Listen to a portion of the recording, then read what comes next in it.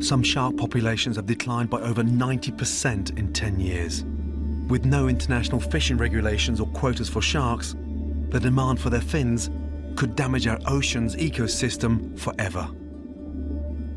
Killing something that takes that long to produce and then only using 5% of it just doesn't make sense, because we utilize everything. That's the skill of a chef. If we're abusing the situation, then what can I do to make a difference?